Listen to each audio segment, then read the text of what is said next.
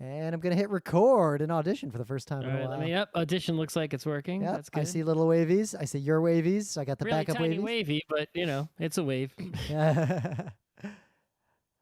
I got to redo the pipeline at some point, clean it up. Deal with that later. I'm still running the pipeline that is called Quarantine Temporary Geek Nights Pipeline V2. Okay. Whatever. At this point, this is just more convenient than meeting in person, unless we have a good reason to. Mm. All right. It saves me time. Yeah. You can come here. That won't. Yeah. Do you have? That won't inconvenience me. Do you have all the equipment? Do I want to look? Can I leave all the equipment set up in your apartment? I have an audio interface with 2 XLR inputs and at least 2 XLR microphones. And audition. What else do we need? 2 webcams, 2 spotlights, the rim lights. I got plenty of lights. I can get 2 webcams going. I can use just one real camera instead.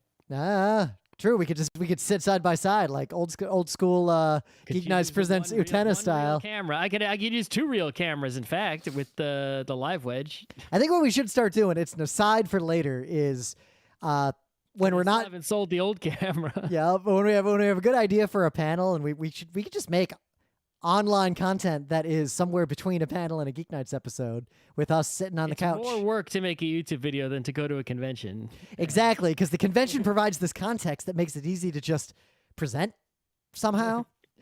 I don't know, I was thinking, because I want to make another video like that Five Nights at Freddy's thing, but full disclosure, that video is like 45 minutes long, and I think it's really good. Like, I'm really happy with it. That took a week of like working on it every day. What do you think of these YouTube people making all this YouTube money, right? Yeah. And then all the people that are doing all that same work and not making the YouTube money. Yep. All right. Anyway, I think I'll just get started. Move this little marker here. I think we're good to go. The listener is not complaining that they can't hear us or anything, so we're set. It's Monday, October 10th, 2022. I'm Rym. I'm Scott. And this is a spooky Geek Nights because it's October. And tonight, we are talking about web scraping. So yeah, I ended up, just circumstance between work and that bike trip that Emily and I planned, I basically took a month off of my normal life, and I'm just now back from that honestly significant and extremely enjoyable pseudo-sabbatical. It was... That's the longest I've taken off of like normal life stuff in a long, long time. My job is still pretty new, but I don't work on Fridays, so there's no complaints to be had. But I stayed here. I lived a life that had a lot of free time thanks to not podcasting. Yeah. And I did work on the Geek Nights website a significant amount. So I also lived a life of done, but we're moving. I lived a life of significant free time, partly because, so I'll talk about this later. Emily and I are going to do a special episode where we're going to talk about the entire 481-mile bike trip we did across New York State. But the TLDR version is, it's fucking awesome. It's not as hard as people think it is. I highly recommend doing something like that at some point in your life if you enjoy cycling and are capable of this. I've said it many times, but car culture, people just driving everywhere their whole life and not walking much, and definitely not biking much. People have this idea of like cycling as like a difficult athletic activity. No, it was just every day, just all day. Seeing stuff I never thought I saw the whole state. Think of running, or it's like if you're not racing a bike, you can go really far. Much faster than you realize. Yeah, you think we were huffing and puffing? It's like really efficient. Like, I like to huff and puff. That's where Scott and I disagree on enjoying biking. However, I don't huff and puff for 70 miles. I'm going 70 miles. I'm going like 10 miles an hour. Just chill times. Just, Yeah. Like, you can get on a bicycle, like, no matter what kind of body you have, pretty much. If your body is capable of bicycling, you can get to 10 miles an hour. Like, and if your legs don't work for that purpose, there are hand crank bikes that are actually super efficient. Yeah, we actually saw a bunch of people. Type, machine. It can work for your body, most likely. Yep. Right? You can go 10 miles an hour, most likely. And at 10 miles an hour, you can go 60 miles in 6 hours. Yep. Right? And that's pretty damn far. It's like, you can get places, right? Yeah. But so then I went to London right after that. So literally, we finished the bike trip. Took an Amtrak sleeper car home because that one line on Amtrak, you can take bikes on it now for $20. You don't have to take the bike apart. You just bring it to the baggage area. They put it on the train. They take it off. It was it was great. Not every Amtrak train has that. You have to do a lot of research. I've had some hassles. So maybe I guess, just that line is yeah, if you look at the Amtrak website, there's like 5 different ways a train could handle bikes that are all crazy different. Yep. And you have to look up your specific train number and then look up the day you're going, and then you can figure out which of the 5 ways might be applicable, and then you probably still have to call someone to make sure, because if you're wrong for the train based on that, like you can't say I want the nice bike train, show me only you can search for trains that allow bikes. However, most of those are you can bring a bike if you turn the handlebars sideways and take the pedals off and put it in a bike box. Yeah. Okay. Which sucks because for those of you who aren't bike people, that's really easy to do on a cheap bike. But if you have a carbon fiber fork, even if you know bikes, I do not recommend doing that without a professional doing it for you. It's do you have the appropriate tools to get the torque exactly right? To take the pedals off? No, to take the to twist your handlebars 90 degrees from the fork. Oh, I mean, you could just take your handlebars off. No, I guess you could. The Amtrak site requires you to turn the fork sideways and do a thing. They have a bunch of diagrams and even videos that'll help you. All right, well, I haven't seen it, but taking it's a your pain. handlebars on and off is pretty easy. The only issue is if you really want to rotate the front wheel to be perpendicular to the frame without taking, you could take the front wheel off. It's like that's easy to do also, right? But the other thing is bike boxes are weirdly expensive, and they're pretty much one-time use. But professional cycling people don't do that. They get on a plane and they get to the other end, and then there's more bikes. Yep. Even bike touring people, because we met a ton of people on the trip who did like long bike touring. Like we met the Scottish couple who were biking the same route we were doing in the opposite direction. And they were like, and we were like, oh yeah, so what'd you do with the bikes? Like, oh, we just bought bikes. We came here, we picked them up at a bike shop in Buffalo, and we're going to give them away to a charity when we get to the end. That was cheaper than shipping our bikes. Yeah, of course. Yeah. So then I went to London for a big work thing, and then I went to Frankfurt where all my engineers were. And I got to say, I'll talk about the trip later. Maybe I'll do a special on the Patreon or something.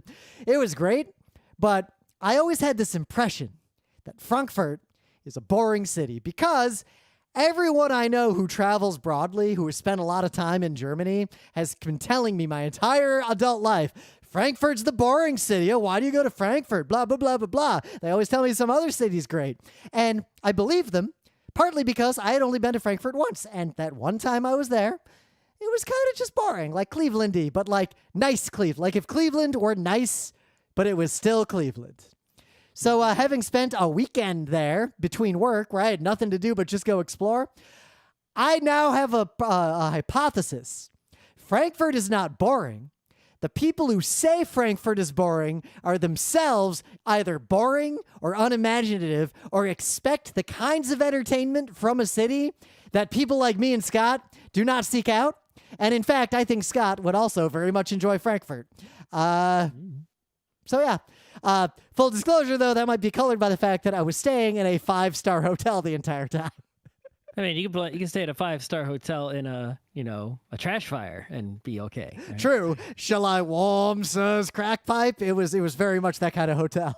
But it was a real good trip, and we're back. I don't foresee any major disruptions to Geek Nights. We will have regularly scheduled disruptions now. I foresee several major U.S. holidays in the near future. Yeah, well, I mean, we'll get the regularly scheduled disruptions like the November-December time, the important hockey game time. Yeah, all that shit's coming down. Yep. All right, so I got a normal old opening bit. So on Friday night, just a few days ago, right? I'm in my apartment doing my Friday night biz. I didn't work all day. And I hear noises outside, like you do when you live in the city and there's a street right out your window. Occasionally, you hear noises outside because there's a street there. It could be anything going on out there, right? Even when my previous apartment, where the street that my apartment faced was like basically an alley, like not a busy street, I things happened out there. Well, I mean, living at the base of a bridge next to a subway station and the approach to a major non-toll bridge.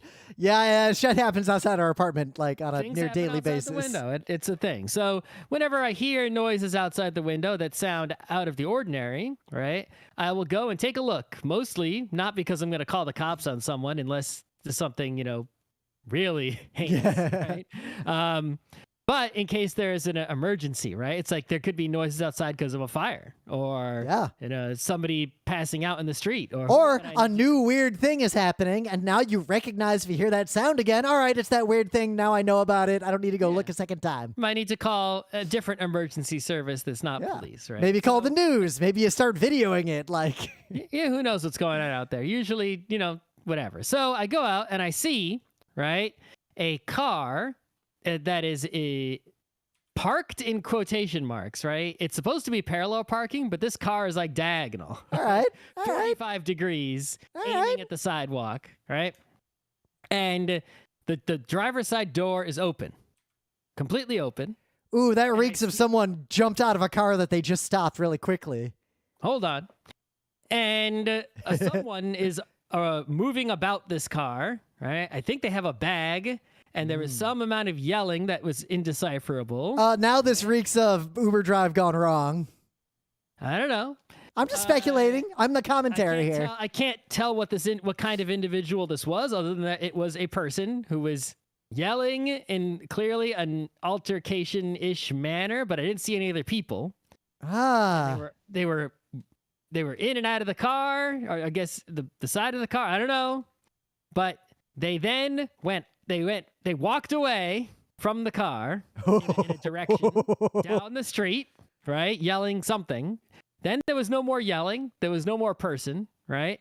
There was just this car sitting there, parked diagonally when it should have been parked parallelly, right? With the driver's side door wide open, just sitting there off, right? Just a car sitting there. And I saw delivery people, cyclists, walkers, all kinds of people going past the car, not even being curious as to why the door was open. I'm slightly curious. I might have looked in as I walked by. That's what I would have done. Looked in, make sure there isn't like an unconscious person in the car. Yep. Who knows what, right? I didn't go down there. Yeah. I waited. Oh, how much would it take to go downstairs for something we see outside our windows? That would have to be like a hand of a struggling person coming out the door. Or like something like that. A series of clowns started emerging from the car. Like I would go down to see what's going on. Right, something like that. It'd have to be at least like 4 clowns before I bothered, though. The car was sitting there a while, just abandoned, effectively, with the door open. The next day, I didn't check on it again. I just waited like 5 minutes, and I was like, "Well, okay." And then the pro move: anonymous account, post to Reddit, free car. The next day, we're walking down the street, and I noticed the car is still there with the door closed. Someone at some point in the night, Friday night, had closed the door of the car. All right, Good Samaritan, probably. The car is still here. Monday night, the car is still parked diagonally in that spot. Oh, you got to point a webcam at this thing and make a Reddit post, like countdown to whatever's up with this car. This car is going to amass some tickets parked in a very much, well, today, see, they were lucky. Today was, Indigenous Peoples Day. So they did not have an open school today. It's because the one time I got a parking ticket in front of the entrance to the high school. Yeah, if you don't live in New York, like, I don't think you understand the parking ticket situation in this city. If you park a car illegally and like blink, there will be a ticket on that car. As soon as school starts, that car will be parked illegally and will amass tickets, and it's not going to move. I'm certain it is in an abandoned vehicle for some reason. It has license plates that I didn't look up. But how many tickets will it amass? How quickly before it is towed? See, a webcam and a betting pool is the way to go with this. It's just a very interesting situation. Like, how did the car get there? Whose is it? Why did they abandon it? How did this come to be? What was the altercation about? See, forget true crime. I want a genre of investigative reporters figuring out the really low-key, mundane shit that happens around in cities like New York. It's a mystery, right? Yeah. Mysteries are interesting. I mean, there's a reason all those teenagers were driving around. Mystery about who murdered someone or who stole a painting or who did some international spy crime. It could be a mystery of a normal, everyday thing that might not even be a crime. Yeah. Well, then the parking violation is a crime. I mean, those teenagers drive around in that mystery mobile looking for nonsense. Every kid has the mysteries of the neighborhood, like what's up with that one weird house. Yep. So there is a ton of news. Not going to talk about everything. It's not time for a tech news roundup just yet. But edging into an opening bit. So while I was away, right before I went off, Verizon started upgrading the network to support IPv6. If you don't know what that is. First of all, they didn't announce that they were doing this, right? There were press releases that were not picked up by anyone because no one gives a shit. Right. But basically, I knew because I checked my router that IPv6 was not working. And what happened, I saw a message on the community discussion board, the local geographic community neighborhood discussion board, like, hey, was FiOS out last night? And everyone's like, yes, everybody knows. Everyone in the whole neighborhood agreed that FiOS was out last night while I was asleep. Not literally last night, but the night when we had the discussion. My FiOS. One person in the comment thread says, yes, and now IPv6 is enabled. And I checked my router, and sure enough, IPv6 was now enabled for real. Not like in the olden days where you could do a weird thing to get a bridge or something like... The 6bone. I had an account on the 6bone. That dates me. Right. We now have, for real, IPv6 in our neighborhood with our internet service provider. So they did not upgrade our neighborhood at that time because our FiOS was fine. So they updated yours and mine at the same time. Because we did not experience the problem that I experienced at that time.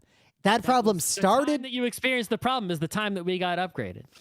No, we didn't experience the problem until while I was in Frankfurt. That's when that happened. Yes. What date was it?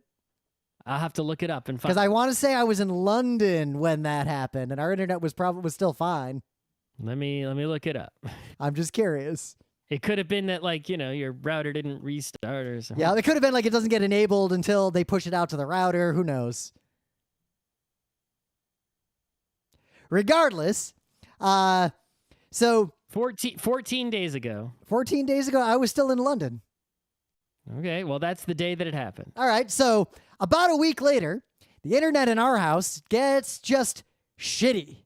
So I come home from the trip, and the internet's still shitty, so start to investigate a little bit. And what I find, download, working fine. I can download at 100 to 200 megabits per second from anywhere. I tested all over the network. Everything's fine. Upload, I was getting maybe 50K up. Yep. So the problems that Rym experienced, I experienced 14 days ago. Yep. So I do a little investigating because I know network stuff. So I already posted the answer. Yep. But I did not read that because I had been in Germany. I was barely paying attention to stuff. So I poke around a little bit. I do a test from the actual Verizon box, and there's no problems there. And then I do a test with one of my wireless devices, and it's fine. No problems there either. Nope. Yep. That'll be working fine. Yep. So then I do some packet captures, of course, just to see, like, is there anything going on my own network? Before I open a ticket with Verizon, look at my own network, make sure that I'm not having a problem. And what I suspected was that there is a switch that every wired device in our apartment is plugged into that is very, very, very old and cheap. I suspected that maybe something went on with it. So I do why you would think that. Yep. The common factor. And that switch was very hot, but I didn't remember if it had always been hot because I had not touched it physically in years. So I unplug my computer from that switch and I plug it directly into the Verizon router. Same problem. That eliminates that. And I do a packet capture and I see like 95% packet loss. And I also see that the checksums on all the packets going in one direction are fucked up. And there's this extra, like, there's this blobs of nonsense. Emily described them as, data dingleberries hanging out after the checksums on these TCP packets. And then I put two and two together. Scott reminded me about the IPv6 thing. Sure enough, I see IPv6 is enabled. I see this is happening. I disable IPv6 in my network as a quick test. All problems disappear. That is the exact problem. And the problem is a bug in Intel gigabit Ethernet controllers coupled with technically correct but not advisable behavior in the ONTs, which are like the optical connectors that FiOS and networks like it use to connect your internal non-fiber network to their fiber network. The not bad because it's not incorrect, but weird and inadvisable behavior of those ONTs triggered a bug in these specific network cards that causes... Specific, it's actually extremely widespread. Well, because it's Intel and nobody buys network cards anymore. Right. A very, very, very large number of Intel network cards, wired Ethernet network cards, especially the kinds that you'll see on desktop motherboards, Asus, whatever motherboard you have, you nerd who built a computer, right? Almost all of those cards up until a few years ago have a bug in the hardware. It cannot be fixed by a firmware update or a driver or anything like that. There's no fix for it. Where if there are IPv6 packets that have data after the checksum, which is technically acceptable, I guess. Yep. I did not read the RFC, but this is one of those situations where RFCs will use language like must and must not. But then they'll say things like should and should not. I don't know what the actual thing is, but it's not any legal thing, right? Because Intel actually changed their more recent network cards to not be broken, right? So they're definitely but basically all these Intel network cards are wrong, and you have to go into your device manager in Windows and disable this one feature, the TCP checksum offload feature. And if you disable that, what'll end up happening is instead of your network card's hardware, right, checking the checksums on all the TCP packets to verify that the packets are correct, your CPU will do the work instead, which it's such a light load for a modern computer, you will not notice. It would be nice if you were able to keep the feature on just because technically you have this hardware that could do it. Why should the CPU do extra work? But turning it off, you'll never notice, and it fixes the problem because Windows TCP stack will handle it properly. It could theoretically cause a likely negligible performance. You will never notice. Yep. The other thing is you could just buy another network card that doesn't have a broken chip in it and use that and not use the one on your motherboard. And you will only experience this if you connect to an internet service provider that uses fiber, like FiOS does, but they're not the only one. And they use a particular kind of ONT. And I got a note, multiple providers, I haven't seen anything about Verizon, but like Alcatel and some other providers are currently upgrading their ONTs to not do this behavior anymore. Okay. So Verizon, it's like Verizon just upgraded to IPv6, right, without notifying the customers. And imagine if you're not technical. Your internet just fucking stopped working. Well, if you're not technical, do you really have a wired Ethernet at this point? But if you're not, a lot of people might have like a gaming PC out there on FiOS. They got it plugged in with Ethernet. Suddenly, like YouTube just doesn't work, right? And they're like, "What the fuck?" Because like only websites that are using IPv6 are gonna start fucking up, right? Yeah. Because they're only doing this on the IPv6 packets. So and thus old IPv4website.com, it's gonna work just even fine. funnier. So the Ookla speed test uses IPv6, so it had the problem. None of the other speed tests do. They all showed no problems. Yep.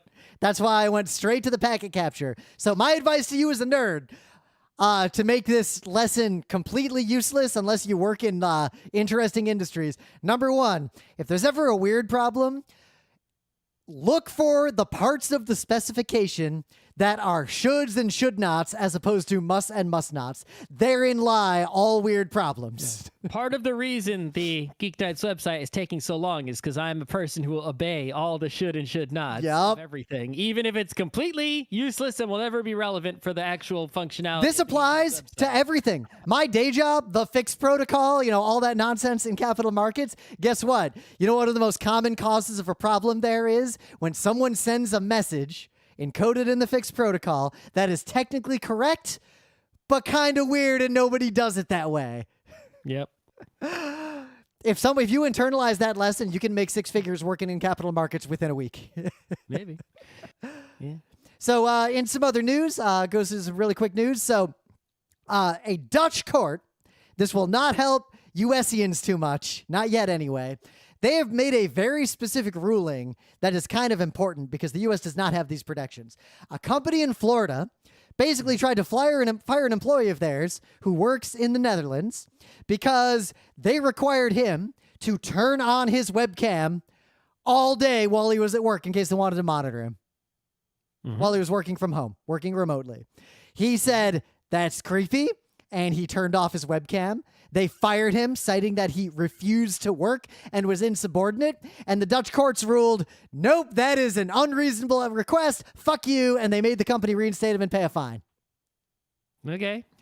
Or I guess the alternative is the company could have ceased operations in the Dutch land. Yeah, I don't know all the details of exactly that. I don't know. I do not know how those types of jurisdictional matters work out in the end. I am not a lawyer, but I'm pretty sure that if you just if you got the USB-C thing going on, right? Yep. If Apple just didn't sell any iPhones or any Apple products in Europe, then the EU couldn't force them to do USB-C. It's pretty clear, right? Yep. So it's if this company. Well, that's why a lot of websites. If you're in Europe and you go to a lot of low-tier websites, they won't load, and they'll basically tell you, oh, Europe is evil and GDPR, and we can't comply with it, so you can't access this website from Europe. Even though the reality is more, yeah, we're trying to spy on you, and Europe actually made laws against this, so... Yep. But this is actually something, I've not encountered this, but I saw this article. And I was digging. People only get away with abusing employees like this when they're doing jobs like that are considered right, but incorrectly considered no skill, a lot of help, but even in jobs. technology, a lot of help desk work, a lot of people who service customer tickets. This kind of stuff is happening. A lot of teachers get these kinds of requirements. Remote workers in low-tier industries or industries that are trying to prevent people from working from home. Students in high schools who are doing remote classes are being forced to do this kind of thing when they take tests. It's like they'll get in trouble if they look away from the monitor for too long taking a test. It is evil and egregious, and it's only going to get worse until we pass some laws. So keep an eye on this space, and if you live and work in the U.S. and a company does this, maybe talk to a lawyer, but you're probably screwed and you will probably lose because I don't think you would have the resources to fight the companies that are doing this kind of evil nonsense. Yeah, unless you got a union. Yeah. That's where I was going with this. The only way to fight worker exploitation in a country like America is to form and join a union. All right. So, kind of big-ish news, right? NVIDIA announced the 4090, which will cost like a fortune, small, whatever. Yep. Okay. I guess I could almost thank the shitty crypto people who made it too hard to buy a 3080 when I wanted a 3080 because they made me wait so long that now I could just skip it and go straight to the 4080. Right. So, what is there to say about the 4090? It's pretty much what you expected. It's enormous, right? It's what, like 3 slots wide? Yeah, it's going to be really hot and use a lot of electricity, right? NVIDIA is basically the opposite of Apple. Apple's like, look, we're going to make the CPU as fast as we can, but also we're going to concentrate on energy efficiency, right? Intel's like, we want to do that, but we're not as good at it because we're having, issues, right? We're a little dysfunctional for the past several years, right? And NVIDIA's like, fuck that shit. We'll just use as much electricity and generate as much heat as we can and compensate with cooling, and we'll make the fastest thing known to anyone. Yeah. And the NVIDIA thing ends up being the fastest. Yep. Right? Well, like also because is the fastest, but also because there really aren't other credible video cards, and while a few of you, including some people we know, are already but AMD, I got to point out that every single fucking time we play online games, the 2 people who have AMD video cards have problems, have crashes, have issues that nobody else runs into. That has been the story of my entire life, and it is still true. Yep. So anyway, what is up with the 4090? It's like, why would you get one, right? Well, I guess if you really are a person who is playing competitive, real-time, high-resolution, fancy 3D, top-of-the-line games. Even then, a 3070 can play those games. It's like fully. A 4090 would be like overkill. Maybe you really want to prepare for the next game and not have to buy another video card for a long time. Even if you were doing non-consumer, like professional high-spec VR, like research nonsense, a 3080 Ti is enough. Yep. I guess if you're making those kinds of games or you're doing some other 3D graphics work, right? I don't know. You're a researcher or something. I don't know. The use cases I can see for a 4090 right now are if you are doing AI research, this is actually something you can use to power AI pretty directly. That's one of the most common uses of these things. This would be useful if you were doing high-spec VR and wanted to live stream it. And you didn't need an external computer to do it. Like, I guess that's one use case. Or if you were making and rendering extremely advanced VFX, you could use this. Mm-hmm. So one interesting thing that they did, right, is, they have this sort of like, RTX real-time ray tracing they've been pushing, right? And on the one hand, it's sort of a chicken and egg scenario, right? It's like, who the hell has, these who the hell has a ray tracing card, right? Almost only really wealthy people. Yep. So if you're a game developer, why the fuck would you spend the time to add that feature to your game just to get a few sales from people who have these Though cards? counterpoint, remember GL Quake, when GL Quake was announced, there were like 12 people in America who could play GL Quake on a computer. Sure. They made it anyway to push the industry forward. It's a little bit of chicken egg, right? Are you going to develop a game with that requires RTX or has RTX mode, and how much effort is it going to take to add that mode? Versus, right? How many extra sales will that get you, right? So NVIDIA is selling this technology, and gamers are like, okay, that would be really cool to get RTX, but like, what uses that? Nothing. So why would I buy it, right? So what NVIDIA's done is they sort of included a couple technologies to try to break that chicken and egg cycle, which is, I think, pretty clever from a business standpoint, right? So the first technology that they've added is basically, it should be theoretically possible, and the example they gave is, of course, a Skyrim mod, right? For somebody to make mods of existing games such that they now use real-time ray tracing. So, like, you could, I think they made one as a demo, right? It's like, get your Skyrim, and if you've got this card, you can play in an even fancier graphics mode, right, that no one else can do, right? Even though it's an existing game and the developer of the game didn't have to do anything. I'm just getting over we got a non-COVID sinus cold going on around this week here. That's always the worst. Yep. We tested. We're sure it's not the C. Anyway, the other thing they added was this feature where, okay, you've got these ray tracing cores in there, right? But you're not ray tracing. You're playing some old ass game. The example on their website is Portal, and they have a screenshot. Right. So you're playing Portal, and Portal is only going to go, like, it's only rendering 60 FPS, right? It's like, it's like, come on. But what you could do, for example, is, okay, I got Portal, it's running at 60 FPS or whatever, but I've got such a ridiculous video card, Portal's an old game, and I've got a monitor. My monitor goes to 144 hertz because I got a ridiculous fancy monitor, right? Well, what you can do is you can tell the video card, hey, I know you got those ray tracing cores you're not using.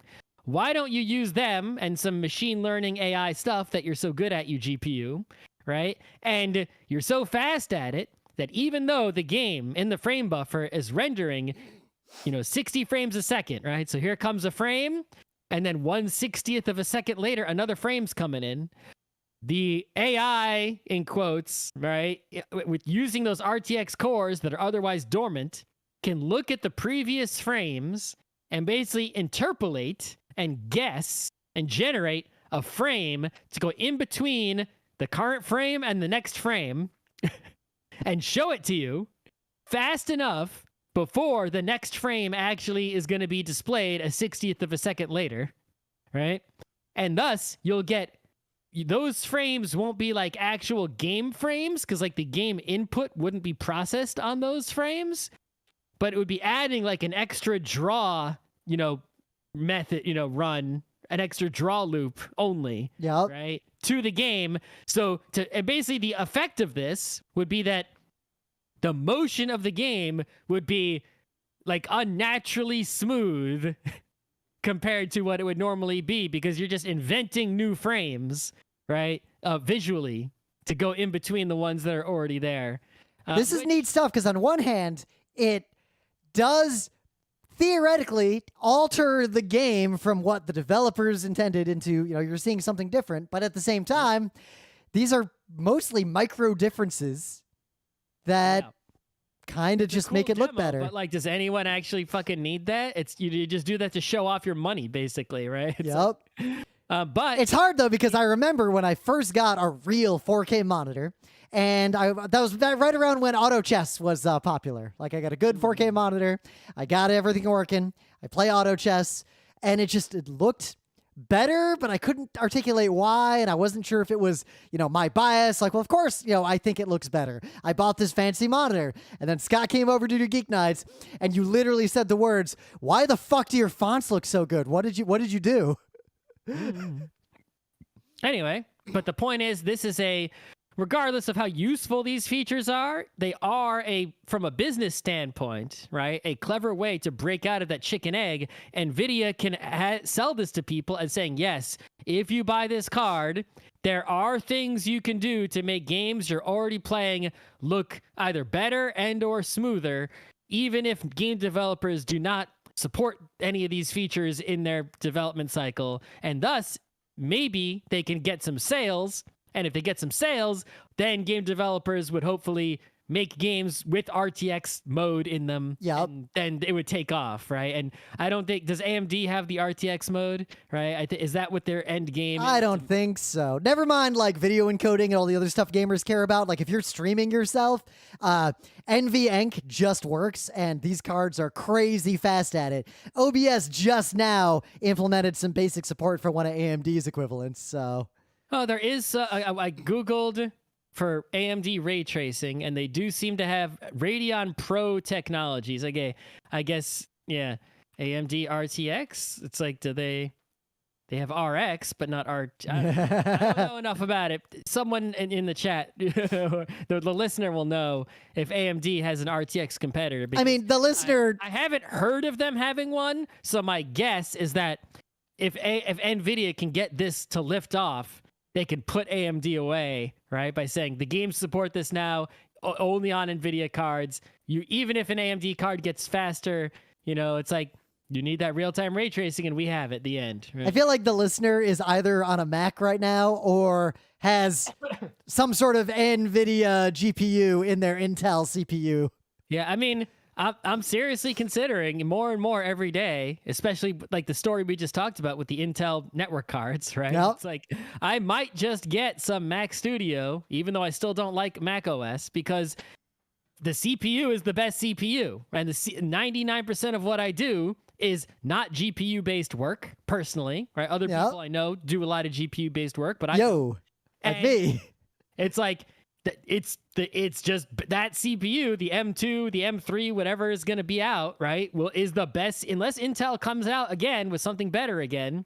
That's the best CPU. Oh, so, NVIDIA, they show stats for Premiere and After Effects and all that stuff, and even the 3080 kicks the shit out of an M2. Well, yeah, but it's like the CPU is what 90% of my work is based on that, right? Then I could get one of those, and then what I could do is I could get an NVIDIA card, right, and stick it in a little tiny box in the corner with just in the corner over there. And if I would need to play a game, I can just use Steam Link or something like that, remote desktop or some. If I really have to, KVM, and just any gaming stuff, which is the only thing I ever really use a GPU for, over there. and then use the Mac Studio for everything else. I might go that route in a year or so. We'll see what happens. So I think, because I'm at a point where I can't upgrade to Windows 11 because I am still running a 6th generation Intel CPU, and I'm not even CPU bound. I would not upgrade my computer, except in 2025, I'm going to run out of Windows updates. So, and that's still 3 years. It's plenty of time, right? Yep. So, but I was going to upgrade my GPU because I'm running it. I'm GPU bound with my 1080 on a lot of things I want to do. My 1070 still does everything I want to do. My 1080 does not. And I could get the 3080. I did double check. I would have to get a bigger power supply, which makes that less of a good value proposition. And even worse, there is no way to run a 4080 in this computer. Like, it would not happen. Where would it fit? I actually have room for it. Just barely, because I got rid of all my FireWire stuff that was in there. That's how old this computer is. But it would take up basically the entirety of the case to put that video card in there. And I don't have enough surface area to cool it properly if I do that. The only thing about the Mac route is that, you unlike a desktop PC, which you can fill with hard drives. Yep. The Mac comes with the storage it comes with, and they overcharge you for it. So if I did that, I would have to basically reload my NAS with all new drives, much larger, because that would end up having to do a lot of work suddenly, right? So I'm waiting. I've been monitoring the prices of NAS drives because mine's almost full anyway. All right, we're good. It's been a while since we did a Geek Night, so we've been talking for a while. So rather than doing the rest of our news, I think we should go right into Things of the Day. So randomly, the algorithm, I never watched this channel. I like Legos, but Lego bricks, but I am not like, I live in a New York apartment. I'm not going to go down that road again. I know where that road leads. There's one Lego set I really want, and I still haven't bought it because I got nowhere to put it. So my favorite Lego set ever, of all time in my entire life, was the original Castle Lego stuff. Oh, you mean the whole set? Yeah, me too. Like the Crusader guys with the little, like the triangle looking helmets and the horses and the castles. And so they recently came out with like a new castle too. Yeah. So I saw this video, the algorithm recommended to me, and it was titled "The Most Disturbing Lego Set Ever." And I'm thinking, all right, what's this? Some creepypasta thing? Like what? Some backstory? Like I'm curious what this will be. But then the rest of the title, the subtitle is "From the Lego Castle 1981 set, one specific subset," one of those little sets you could buy, the ones that your parents would buy for you when they wouldn't buy you like the giant thing. I mean, every single time I went to Toys R Us? Yep, we'd get one of those instead of an NES game. Because the Knight's Procession, specifically, which I remembered and we had. It was a tiny little set. It was like 6 Lego Knight guys. One. Let's see. It was 6 little Knight guys with 2 different kinds of helmets, with the original shields and little swords and axes, and a little pull cart with wheels with just some stuff in the cart. I did not have this one. I absolutely had this one. So this video about this tiny Lego set that has like it has 39 pieces. This is not a big Lego set. The most disturbing Lego set ever. I'm looking at this picture, and I cannot imagine what they think is disturbing about it.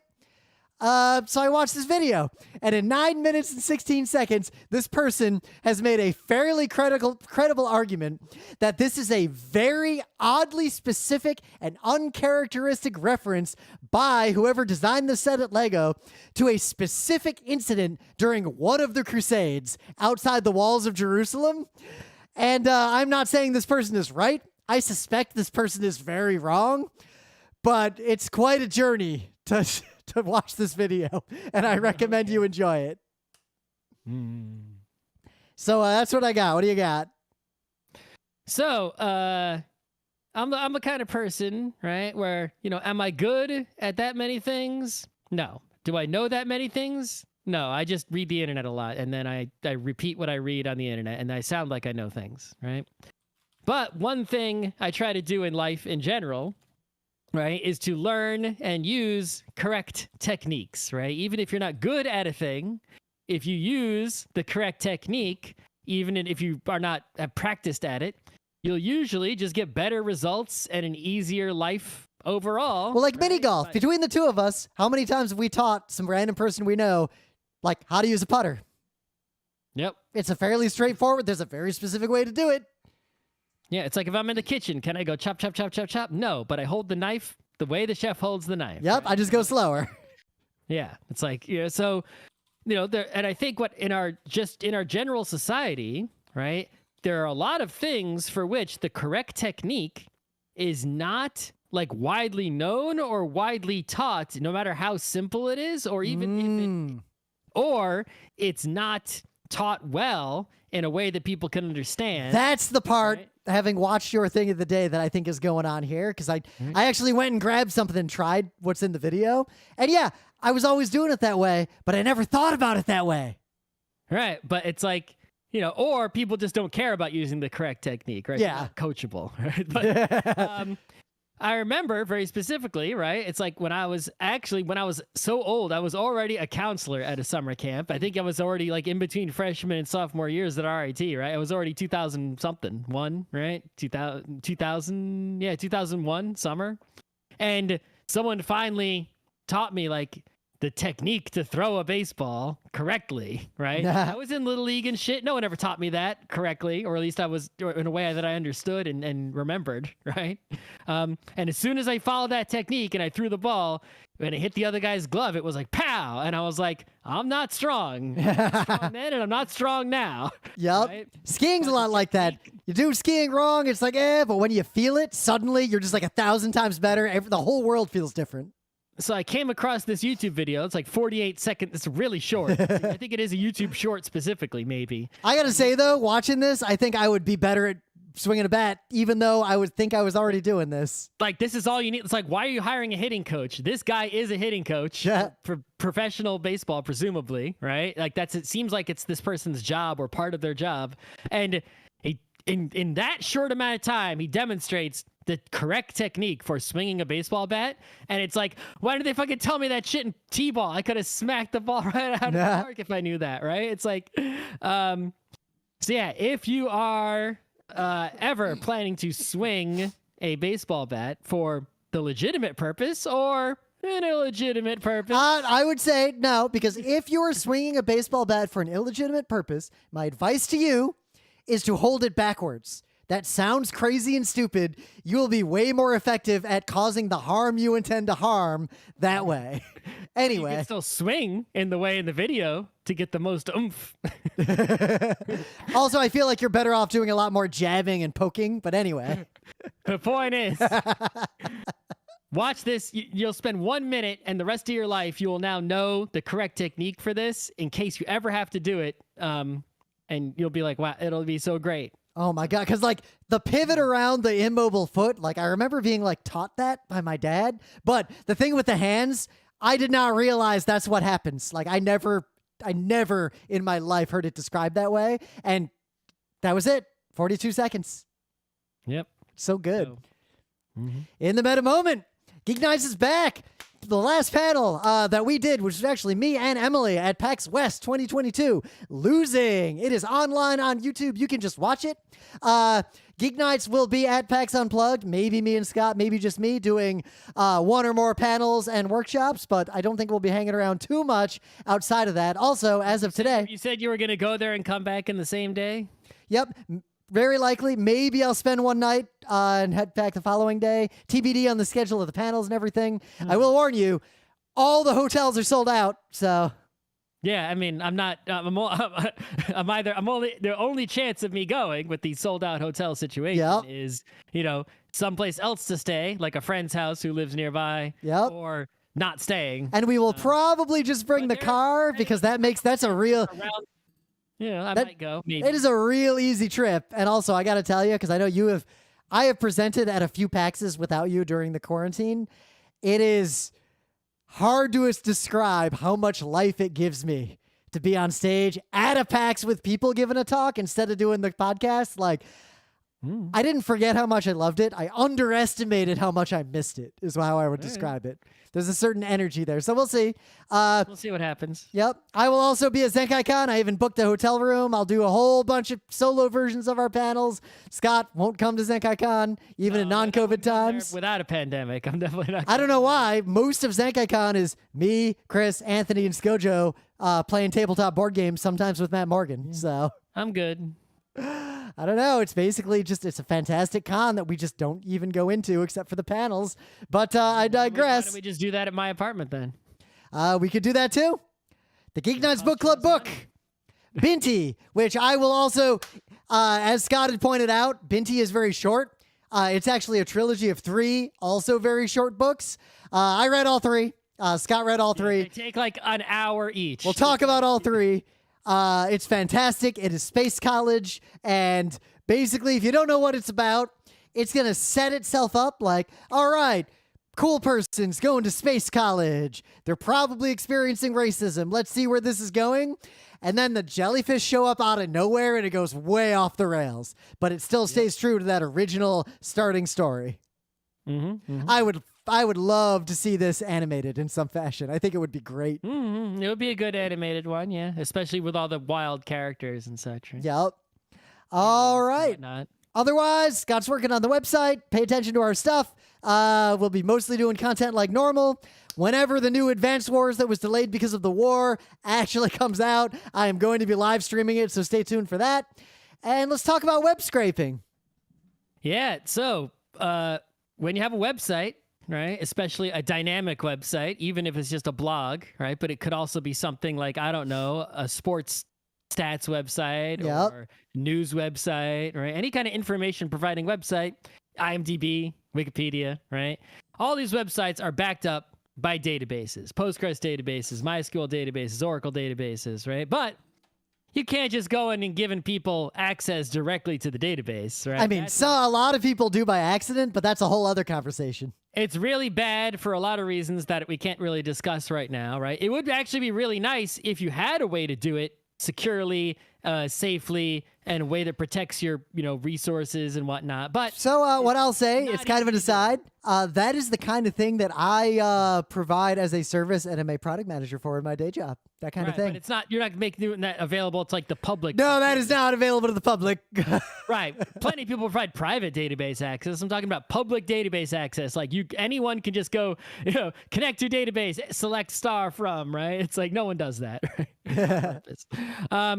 So what ends up happening is the only way to access the information that is in the database is via the website. Wait a minute. I just had a great idea. I don't to interrupt you. We should make this website. It would fail and to collapse instantly. Let's make Wikibase. It's just a public database. Everybody go nuts.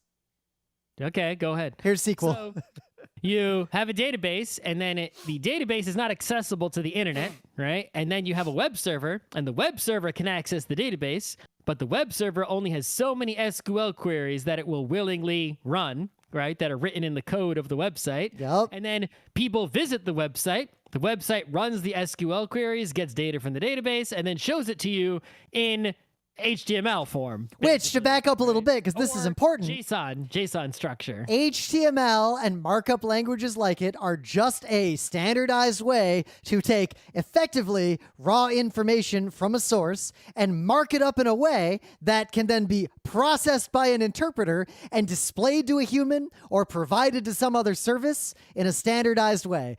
So the raw data comes to your web browser parses this markdown of that data and presents a visualization that, if you recall how the internet was designed, how it was envisioned, the reason it exists, and how it should be used and maintained, you can render that information however you see fit on your end. So the reality is that people who aren't technologically sophisticated are sort of forced by lack of know-how, lack of ability, lack of resources to engage with the data in the database on the terms of the person who owns and runs the database. The service operator sets the terms, and the people just sort of have to go along with it, right? Yep. You can't just if you want to go to a normal person wants to see like the scores of every Mets game, right? Until they got hosed last night. Yeah, 6-0. Season, right? They would have to they would have to open up their web browser, go to a game, and they'd probably do something like fucking copy and paste, and then go to the next game and copy and paste or something like that, right? But if you're technologically sophisticated, there is not much that stops you from writing a computer program. Now, of course, you can't hit the database directly, which would be the most efficient way of getting the data. It would take a fraction of a second to get all of it. But you can have the computer just visit all the web pages really quickly, save all the web pages, and then process all those web pages and parse the data out of them, right, into what is now your database, and now you're good to go, right? Yep. And that's called web scraping, because you're basically going to web pages and scraping the data off of them, right, into your own database to get access to a large amount of information that is being made freely available, but the people making it freely available weren't making it like in bulk freely available, but they kind of were, and they kind of weren't. Now, this is where things get spicy, because on one hand, the World Wide Web was envisioned to be a completely open and mutual sharing of information, meaning I provide information, but other people have access to that information. It's kind of like I have taken this data and I've put it out on the street and anyone's allowed to partake. Mm-hmm. So, legally, as of April this year, there was actually a case in an appeals court, and they have affirmed that web scraping publicly accessible data is legal. Yep. That's just the scraping part of it, though, right? If I was to say scrape Rym website, right, which is full of Rym's copyrighted informations right, or whatever, and I scrape it and put it in a database, okay, nothing illegal. But if I then go and make Scott clone of Rym's website, well, now that's not right. It's like copying someone's website might not be illegal, right? But the crime data on its own might be. The crime is not getting the data or scraping. The crime is now you're republishing it and violating copyright effectively. Yeah, or who knows what, it could be some other thing you're violating. Now, this gets extra spicy. What if Rym website has information that is objective? I have equations, I have weather information, like I have objective, universally agreed upon, and generic information on my website. Scott could scrape that from me. He might scrape it from someone else. There's no way to prove where Scott got that information. And if Scott we'll get to that. If Scott publishes that information, you generally can't have copyright on individual, well-known, proven facts, with a big asterisk that there's a lot of complicated edge cases. But let's say in my data set, copyright would be like I scrape Rym's website of all his short stories and I publish a Kindle book. That would be a copyright violation, right? So what if I aggregate data from a bunch of other websites and make a new data set that provides novel insights without republishing that data itself? Now, it's not a question of web scraping. That is a question of data aggregation, data attribution, etc. Web scraping itself should be non-controversial and should absolutely be 100% legal forever. But most of the fights around it are around what people do with that information after the fact, not the scraping itself. Exactly. Now, one thing that happens is sometimes people will set up their web servers to be anti-scraping, right? They'll do things like blocking user agents that don't match the user agents of normal web browsers, which you can get around pretty easily. They'll do things like rate limiting, like, someone has hit our website and requested a shit ton of pages really quickly. Let's block their IP address now. They're visiting us too much. That's clearly not a human being. Now, they're within their rights to do that, but simultaneously, I'm within my rights to spin up 1,000 Amazon instances with different IPs to scrape that data. Yeah, I mean, and there's a lot of things going on, right? I mean, what is Google's entire business is web scraping. The Google bot goes around scraping the entire web. And then you Google search something, and they search their database, which is a copy of most of the web right, that they've scraped with the Google bot. And then they show you results without actually sending you to anyone's website, just showing you data they've scraped from other people's websites. And this is what all the fight is about, things like Google News in Australia and all this stuff, right? It's like, And this is getting like capitalism is partly the problem here. The true intent of the internet is up for debate here. There's a lot going on, but a big part of this is a lot of web scraping is used for commercial purposes and data aggregation, but also a lot of web scraping is used to bridge the non-technical and the technical, or to bridge the inept technical with the technical. Case in point, imagine a restaurant. A restaurant has a website. The website posts its hours. Good luck finding that website because that website was made by someone's nephew in 1999 and hasn't changed in 20 years. But you want to find out when this restaurant is open. You don't want to call this restaurant. You want to go to some map service or type the name of the restaurant and just see what the hours are.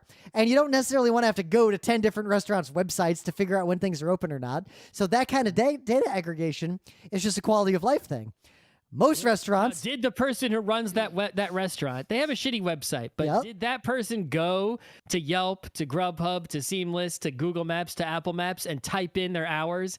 Did they go and like update their hours to match their real hours? Yep. It's like, no, that person's not doing any of those things. They're running the restaurant. They're ordering food, cooking food, managing employees, cleaning, hoping the health inspector doesn't come. That's what they're up to, right? Dealing with customers that are annoying, etc. So, but as long as the information is somewhere out there in a really shitty, hard to find place, all those other services that people actually use, right, can scrape it, put it into a database that's, more easily searched, more technologically up to date. And then when you ask Siri, hey, when's the restaurant open? Siri says, it's open at 7 because somewhere along the line, they scraped that shit from somewhere and put it in some database. Now, this is a topic for another show, but a logical extension of this that caused a big brouhaha, and I actually just used it today, which made things extra funny, is you can apply web scraping to humans. Imagine a hotel, a bed and breakfast that doesn't even have a website. They just have a phone number and you can call, or maybe they have a website that says they exist and on that website is a phone number, but to reserve a room, you can't go to like any of the websites that help you reserve hotel rooms. You can't even go to their website. You have to call them and talk to a human because they have not used modern technology. Now, there's two ways to approach that for me, an impatient nerd who wants to book a hotel room. My previous answer for most of my life would be, if you don't have a website, I will not engage in commerce with you. Like, or hotels that don't have websites just don't exist. You just call them. So I'm looking at them on their own terms. What's the problem? Nope. So here's my actual use case. Usually, I'm just going somewhere like a small town to ski or on that bike trip. I see there's like 10 hotels in town. I just want to see which of them have rooms. Pick one. Don't really care which one I stay in. If 3 of them have online booking and I can click and it just works, I'm not going to call the rest of them to figure out if they're openings. Of course. Yes. That makes perfect sense. Yep. Yeah. So I see a hotel that looks like it has rooms, but you can't actually book rooms on their site. So I clicked on the Google Assistant and it had a robot call the hotel and talk to a human, and it eventually reserved the room for me at this hotel and sent me an email. The human clearly knows it's a robot that's calling. What if only because Google agreed, based on complaints when they first launched this thing, that it would say it was a robot. A lot of people were really mad that it might not say it's a robot. Right, but what if the person realized that you could tell it's a robot if you're intelligent, right? It's not hard. But I've been called by this thing before. Google bot reservation, hang up. I mean, they could have, but in that case, now, once again, they have walled themselves off from how most modern people will engage with things like renting a hotel room. But the point is that, that isn't a web scraping technology, but it is something that's only possible because of web scraping, scraping that phone number from somewhere. Yep. Right? And the information, the metadata around the phone number as well, that it's the phone number of a B&B in this place. Here's some photos of it that we scraped and collected together, etc. Yep, it gets into the whole scale thing. Remember, people freaked out about scraping the real world. Google Maps started having photos of the streets in Street View, and suddenly there was the debate of, it's not illegal to take a picture of a random place from a public street, but what if you take a picture of every place from every street? Suddenly, is it Start different? Using image recognition to read all the signs and all the businesses. Yup. You could scrape if a restaurant is open from the picture of their restaurant and the sign in the door, potentially. Yep. If the resolution was high enough, you sure could. Yep. And the picture was recent enough. But I'm generally of the mind with web scraping that the internet, very much websites that are publicly available, have to generally be treated the same way that we treat things that are visible from public streets in the real world. And I can't see any strong argument against that. Nope. So if you want to do some web scraping, right? Let's say, there's some data you want to collect and there's no public source of that data that's in a database form, like a spreadsheet or something. You have to, or a CSV file. But you know that there's a website that has the information. It would just take you a long time to copy and paste all those web pages, right? You can make a web scraper, and this generally requires computer programming, but not very difficult computer programming. And there's a lot of tools that already exist to solve a lot of the problems you're going to come across. Like, how do I visit a web page, so many web pages very quickly? Yep. How do I crawl and visit one web page, find all the URLs on that web page, visit them, and then visit those URLs recursively? How do I do that? How do I, when I get the HTML back from the website, how do I pick out the pieces of data that I'm interested in and organize them into a spreadsheet? How do I do this in mass? How do I do it fast enough that it doesn't take too long, but slow enough that nobody catches on and blocks me? It is so much easier now than the days of writing for loops with wget. Right, yeah. So you could probably still do that to a lot of websites. But what I would recommend, at least as a way to start, is there is a library called Scrapy, SCRAPY, right? PY as in Python.